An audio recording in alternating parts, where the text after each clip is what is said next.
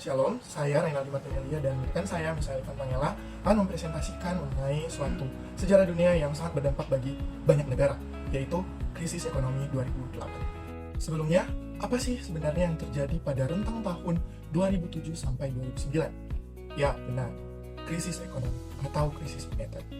Untuk mengetahui lebih jelasnya, berikut ini outline yang akan kami bahas. Yang pertama, sumber informasi yang kami gunakan, latar belakang terjadinya krisis ekonomi, kronologi peristiwanya, relevansinya, dan signifikansi terhadap Indonesia, dan akan ditutup dengan kesimpulan. Baik, yang pertama kita akan membahas tentang sumber yang digunakan dalam menyajikan informasi mengenai krisis ekonomi 2008 ini.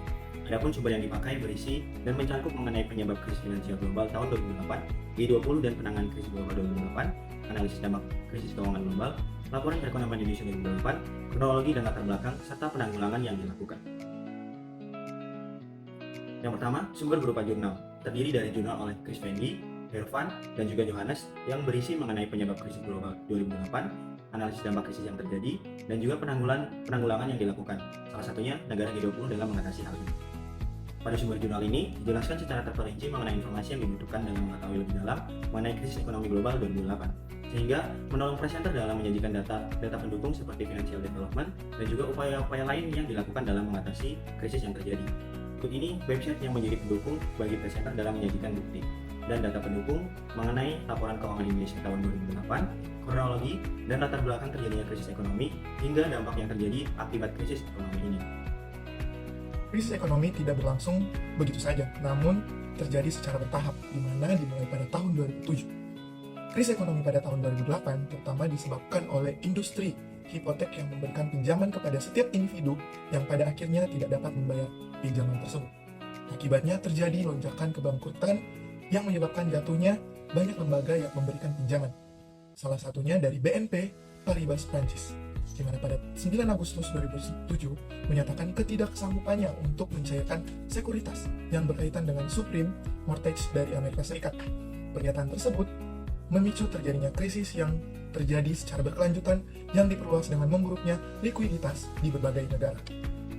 Sepanjang pencarian kami, tokoh utama yang terlibat langsung dalam krisis ekonomi 2008 ada dua, yaitu Lehman Brothers dan Bear Stearns. Hal ini dapat terjadi karena ada penyebabnya atau pemicunya. Yang pertama, kemunculan hipotek suprema, sekuritas, dan akumulasi kredit. Kemudian dilanjutkan dengan hipotek suprema yang dapat dikatakan sebagai pemilik rumah yang tidak seharusnya memiliki rumah. Yang ketiga, terdapat sekuritas yang dapat didefinisikan sebagai pengkonversian sekelompok kredit menjadi surat berharga yang dapat diperdagangkan meliputi piutang pokok dan bunga. Yang keempat, terjadinya situasi default, yaitu ketika hipotek tidak mampu membayar kredit beserta bunganya karena harga rumah yang semakin tinggi. Dan yang terakhir, turunnya harga rumah yang menjadi salah satu faktor penyebab krisis finansial atau ekonomi. Kemudian, kita akan membahas mengenai kronologi dari krisis ekonomi 2008 ini. Kita ketahui bersama bahwa krisis ekonomi 2008 adalah krisis keuangan global yang terjadi pada tahun 2008 hingga 2009, yang merupakan krisis finansial terburuk dalam 80 tahun terakhir. Krisis ini berawal dari kondisi domestik Amerika Serikat dengan hipotek subprime yang mengalami krisis, dan kemudian berkembang menjadi krisis global ketika runtuhnya lembaga keuangan internasional. Laporan BI menjelaskan, pada 9 Agustus 2007, BNP Paribas Prancis telah menyatakan ketidaksanggupannya untuk mencairkan sekuritas yang terkait dengan subprime mortgage dari AS.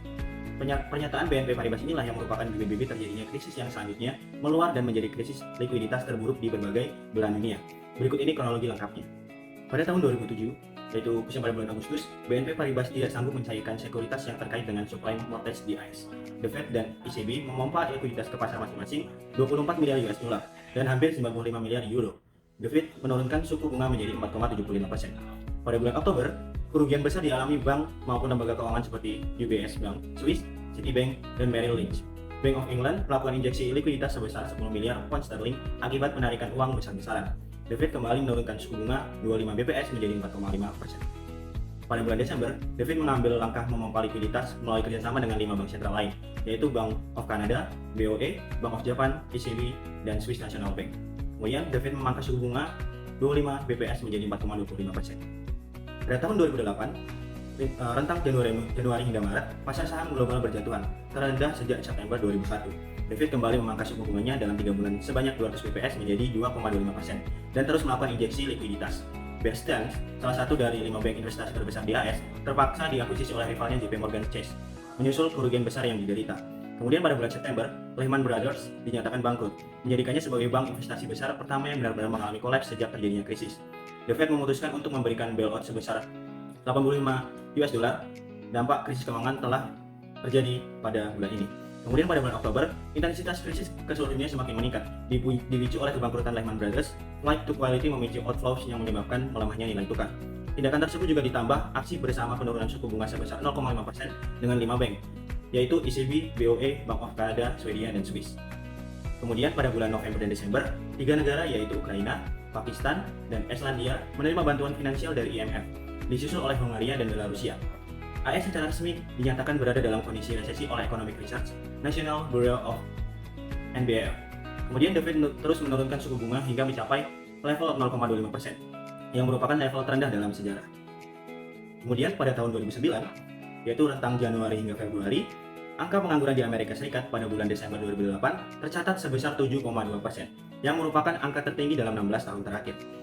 Kemudian, ekspor Cina dilaporkan mengalami penurunan terbesar dalam 1 dekade terakhir. Inggris juga secara resmi dinyatakan berada dalam kondisi resesi. Nah, akibat krisis ini mempengaruhi kondisi ekonomi di seluruh dunia, yang terutama disebabkan oleh subprime mortgage. Krisis ini juga menyebabkan kinerja pasar obligasi melemah dan meningkatkan imbal hasil melonjak sekitar 10% menjadi 17%. Sektor perbankan merupakan titik rawan ketika terjadi krisis. Mereka mengalami krisis finansial terutama pada likuiditas. Baik, poin selanjutnya mengenai relevansi. Peristiwa krisis ekonomi 2008 juga dikenal sebagai krisis keuangan global, memiliki dampak yang signifikan pada dunia saat ini. Yang pertama, keterpurukan. Sistem keuangan yang mengalami keruntuhan. Krisis 2008 ini dipicu oleh keruntuhan sektor perumahan di Amerika Serikat yang menyebar ke sektor keuangan global. Bank-bank besar, lembaga keuangan, dan perusahaan asuransi mengalami kebangkrutan atau terancam kolaps yang mengakibatkan kekacauan dalam sistem keuangan global. Dampaknya adalah turunnya kepercayaan investor, likuiditas yang terbatas, dan penurunan nilai-nilai aset secara dramatis.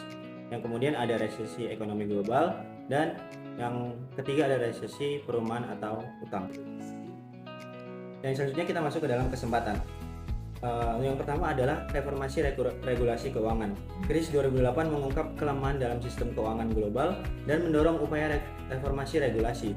Sebagai respon, banyak negara mengadopsi undang-undang dan peraturan baru untuk mengawasi sektor keuangan dengan lebih ketat, memperkuat persyaratan modal bank, dan meningkatkan perlindungan konsumen. Tujuannya adalah untuk mencegah terjadinya krisis serupa di masa depan dan menjaga stabilitas sistem keuangan. Yang selanjutnya ada pertumbuhan sektor teknologi keuangan vintage, yaitu krisis ekonomi 2008 mendorong munculnya inovasi dalam sektor keuangan, terutama melalui teknologi keuangan atau vintage. Dan yang ketiga adalah peningkatan pemahaman atau kesadaran krisis 2008 telah meningkatkan pemahaman masyarakat dan kompleksitas dan risiko dalam sistem keuangan global. Individu, pelaku usaha, dan pemerintah lebih sadar akan pentingnya pengelolaan risiko, transparansi, dan tanggung jawab dalam kegiatan keuangan. Kesadaran ini mendorong tindakan pencegahan dan pengambilan keputusan yang lebih bijak dalam menghadapi tantangan ekonomi. Adapun contoh peninggalan atau artefak yang berasal dari krisis ekonomi 2008 adalah Dodd-Frank Wall Street Reform and Consumer Protection Act di Amerika Serikat. Undang-undang ini disahkan pada tahun 2010 sebagai respon terhadap krisis keuangan global. Dodd-Frank Act mencakup berbagai reformasi regulasi keuangan, termasuk peningkatan pengawasan terhadap lembaga keuangan, pembentukan badan perlindungan konsumen keuangan, dan persyaratan yang lebih ketat terhadap lembaga sistemik. Peninggalan ini menunjukkan upaya pemerintahan Amerika Serikat dalam menghadapi krisis ekonomi 2008 dan mengambil langkah-langkah untuk mencegah terjadinya krisis serupa di masa depan. Kemudian, apa sih dampak bagi Indonesia terhadap krisis ekonomi 2008 ini? Yang pertama, pertumbuhan negara menjadi lambat karena ekspor yang menurun, dan juga nilai uang negara menjadi turun, sehingga mempersulit dunia usaha dan masyarakat, yang mana melalui hal tersebut investor mulai mengeluarkan uang dari Indonesia. Yang kedua, krisis moneter ini memang mengguncang perekonomian Indonesia, namun dampaknya sangat berkepanjangan, seperti pada tahun 1998 sebelumnya.